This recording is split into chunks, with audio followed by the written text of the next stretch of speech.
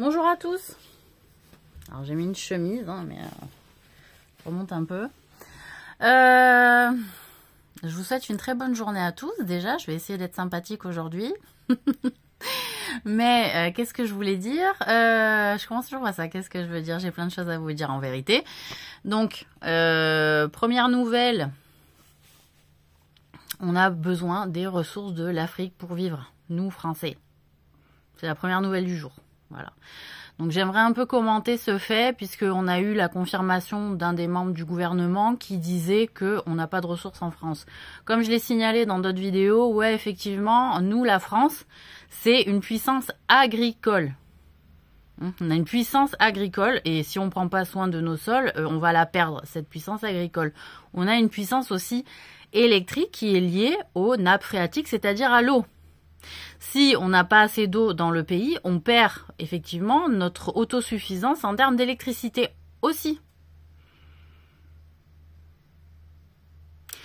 Donc, on a une puissance aussi donc agraire, c'est-à-dire qu'on a assez d'alimentation différente qu'on cultive sur le sol pour pouvoir en faire aussi commerce, pour pouvoir nourrir notre population et pour pouvoir aussi vendre à l'extérieur nos denrées alimentaires ou notre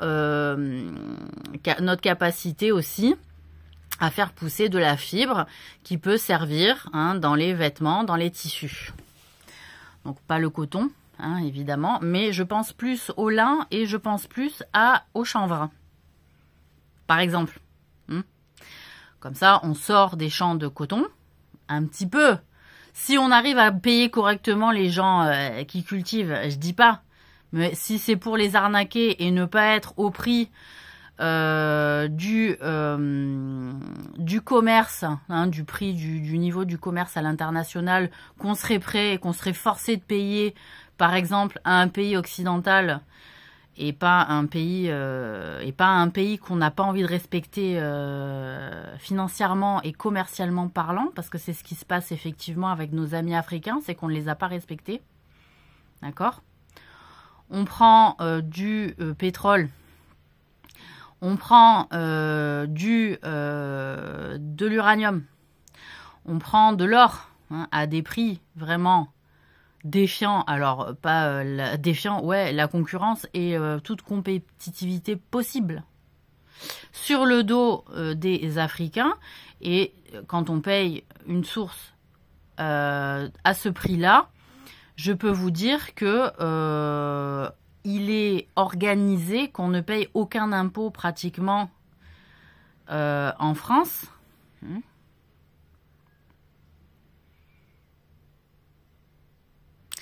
Et qu'il y a pas mal d'écrémage qui est fait sur ce qui est prélevé en termes de ressources aussi.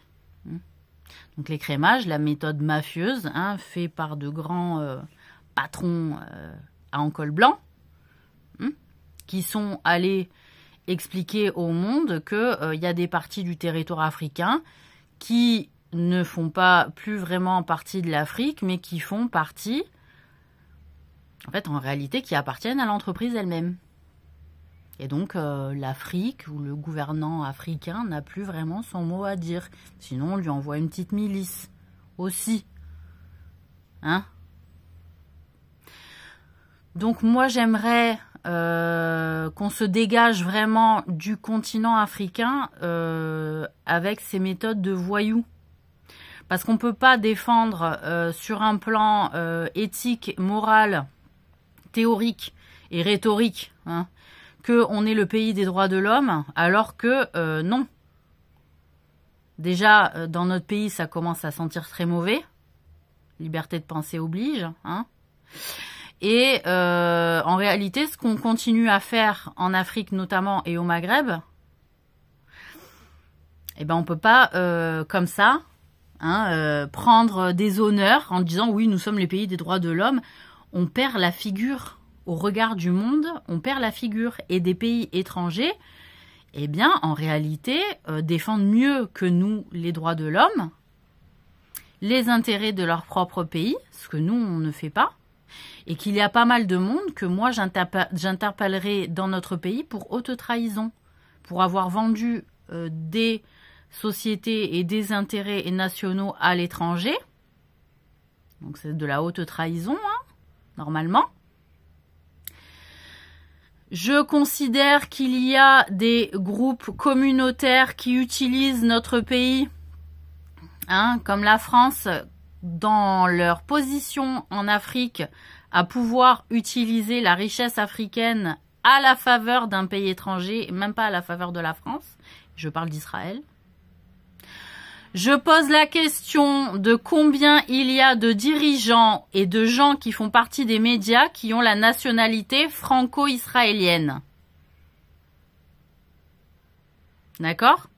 Parce qu'au vu de ce qu'on essaie de nous faire croire, hein, que pour être français, il faut reconnaître l'État d'Israël, que pour être américain, il faut reconnaître l'État d'Israël, que pour être président américain, il faut reconnaître l'État d'Israël, que pour être président français, il faut reconnaître l'État d'Israël.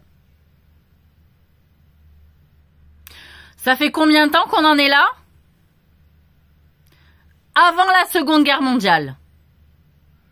Pour beaucoup de Français, pour trouver une banque, non, future israélienne, j'ai même pas envie de parler de juive, de juive ou de juifs, encore. Il fallait reconnaître le futur État d'Israël, alors que on était de plus en plus envahi par les Allemands, qui voulaient s'en prendre aux Juifs.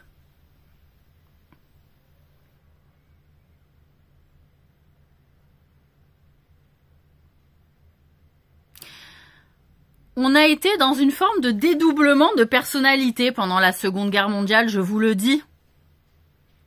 En même temps, il fallait défendre l'intérêt des Juifs, peuple sémite, parce que pas tous les Juifs sont sémites, on l'a vu, hein, et que j'ai l'impression qu'il y a des gens qui ont pris la conversion du judaïsme comme pour un moyen de pouvoir utiliser la carte de victimisation et de protection, quoi qu'il en coûte à tous ceux qui protègent le peuple juif de manière éternelle, et qui se sont engagés pour, comme ça, pas touche. Mais on fait de la merde. Donc, vous êtes des traîtres. Vous faites devenir des gens de leur propre pays des traîtres à leur patrie, des traîtres à leur nation, au nom de votre pays à vous. On en est là. Vous avez vendu l'idée que de ne pas être traître à Israël est plus important que d'être traître à son propre pays où on est né. Et vous utilisez la France à la défaveur des peuples africains, que vous ne laissez pas la France tranquillement faire commerce avec eux à un niveau et un taux équitable, et donc respectueux de leur population. Parce qu'après, c'est bien beau de se plaindre d'une immigration. Encore faut-il leur donner de la richesse et les payer correctement comme on serait capable de payer un Australien, ou un Américain, ou un Brésilien. Et que c'est bien beau toujours d'expliquer que les Africains, ils n'y arrivent pas, ils s'en sortent pas, alors qu'ils ont été pris en otage depuis le XVIe siècle.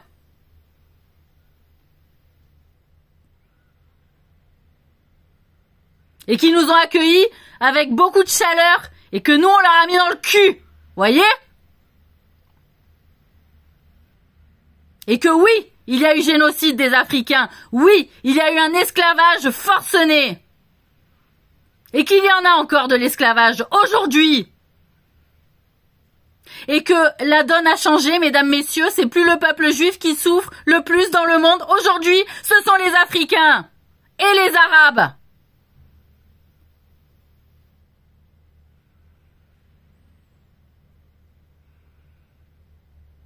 Donc moi je vous le dis, je fais une grosse différence entre le peuple sémite qui souffre d'antisémitisme et le peuple israélien qui donne de la voix et du chantage à tout le monde parce qu'ils ont du pognon de Sion.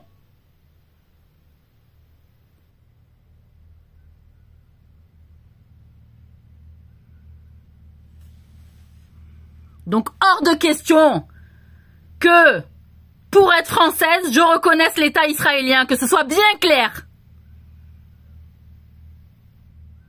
La Palestine a existé avant Israël et avant c'était la terre de Judée. On disait, on va en Judée. Vous voyez le symbole de l'arbre de Judée? Eh ben on attend depuis ce jour le retour de la paix dans cette contrée, voyez? Ça fait 70 ans.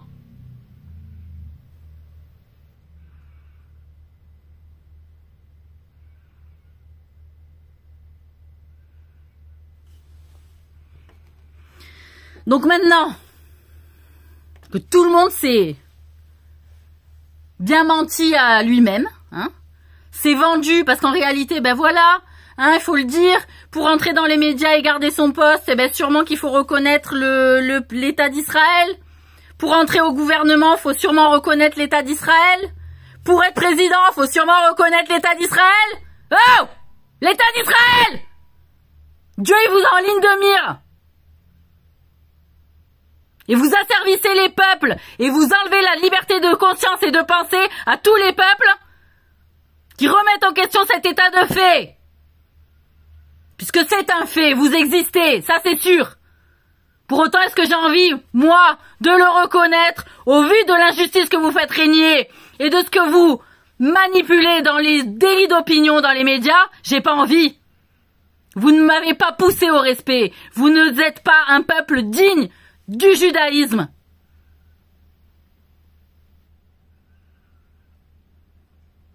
Vous êtes le peuple d'enfants d'Israël qui est souvent cité dans la Bible, la Torah, comme étant un peuple rebelle à Dieu. Et un peuple vénérant plus les sacrificateurs que Dieu.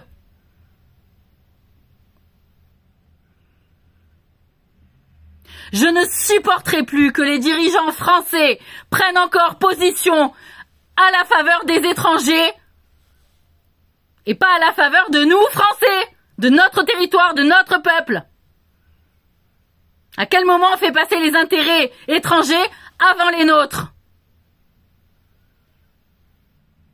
Ça fait 100 ans que ça dure.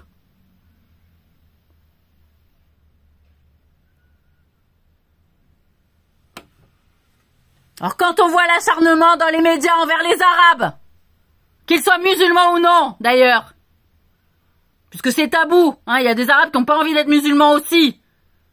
Mais, pour autant, il y en a beaucoup qui sont musulmans. Quand on voit le tapage qui est fait, en expliquant au monde que l'Europe n'en veut pas. Mais qu'est-ce que vous faites? C'est devant tout le monde, en fait, hein, que vous faites pareil que ce qui a été fait pour les Juifs pendant la Seconde Guerre mondiale. D'accord? Vous les montrez du doigt. Voilà. Vous avez envie d'une petite épuration ethnique, là. Ça vous titille un peu, là. Ça vous titille un peu, là. Moi aussi, ça me titille. Mais elle est pas ethnique, moi, mon épuration. Mais je me retiens.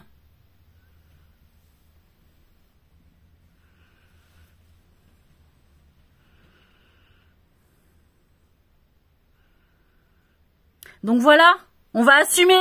Vous avez la double nationalité franco-israélienne pour la plupart. Moi j'ai envie de vous dire, moi j'ai envie de vous destituer de la nationalité française. Vous défendez les intérêts d'Israël au travers de notre propre pays. Si vous vivez en France, c'est d'abord les intérêts de la France que vous devez défendre. Et l'intérêt des Français. Voilà, sinon vous cassez en Israël. Vous y allez, vous l'assumez, et vous prenez la seule nationalité si vous n'êtes pas capable de défendre nos intérêts, alors que vous avez notre nationalité, et que ça a bon dos.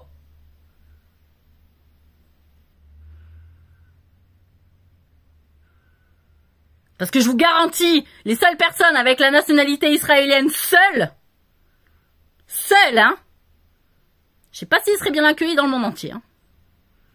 Je peux vous le dire, vous serez un petit peu coincé quand même, non?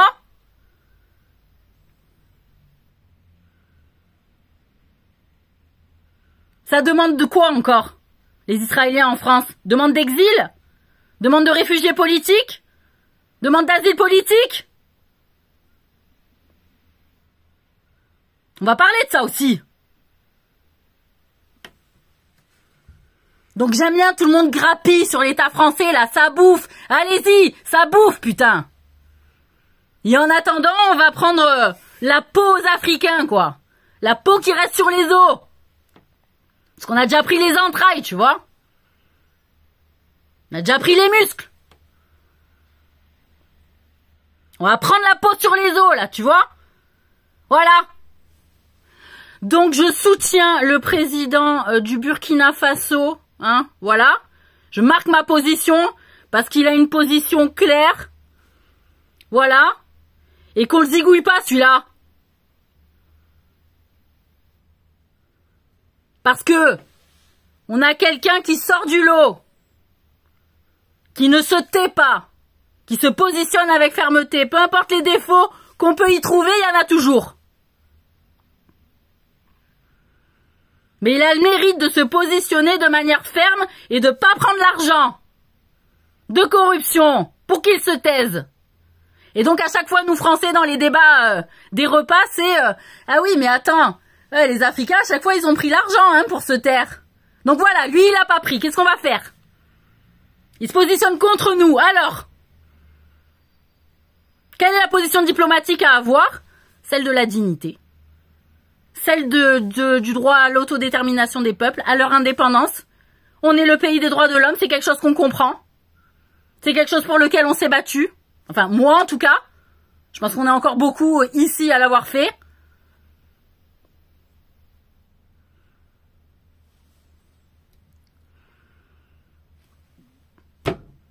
Donc j'espère qu'il y a d'autres chefs, d'autres pays d'Afrique qui vont savoir se positionner et se battre pour que les prix qui soient payés à leur faveur, à la faveur des peuples africains, soient honnêtes, corrects. Il est temps de les payer dignement. Il est l'heure. Il est l'heure de les payer dignement.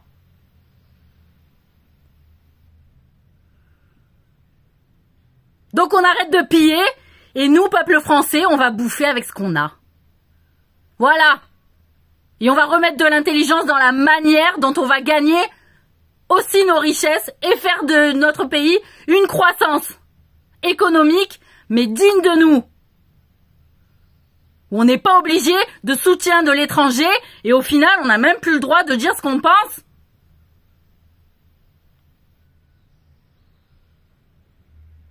Donc s'il faut bouffer des radis et des pommes de terre plusieurs années d'affilée, on va le faire. Mais moi, c'est ma politique, vous voyez?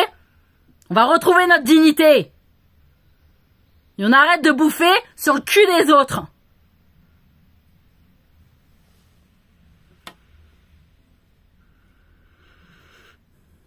Voilà. Et donc, les médias, je sais pas, on va demander votre carte d'identité.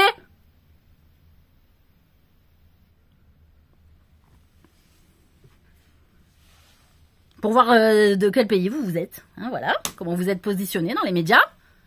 Si vous êtes capable de vous positionner en faveur de la France, en France. Sinon, vous allez bosser en Israël. Allez-y. C'est pour défendre Israël chez nous. On en a rien à foutre, nous. On voit juste un peuple qui s'est fait niquer, en fait. Tout un territoire. Voilà ce qu'on voit. Donc on nous explique pas qu'en plus on va être obligé de vous aimer. Parce qu'alors là, on est vraiment dans le schéma, vous voyez, du serial killer, en fait, qui explique qu'il fait le mal, et en plus, tu vas être obligé de l'aimer, tu vois. Oh!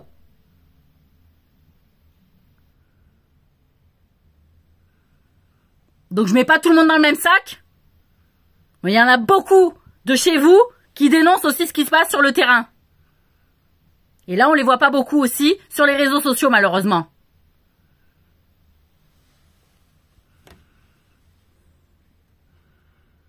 Voilà. Alors si en disant ça, je renie ce que je suis en tant que juive, c'est vous qui avez sali la judéité. Et pour la plupart, vous n'êtes même pas juifs en fait, vous êtes des bébés de convertis. Qui se sont convertis pour le pognon des juifs. Et pour avoir le droit d'y avoir droit.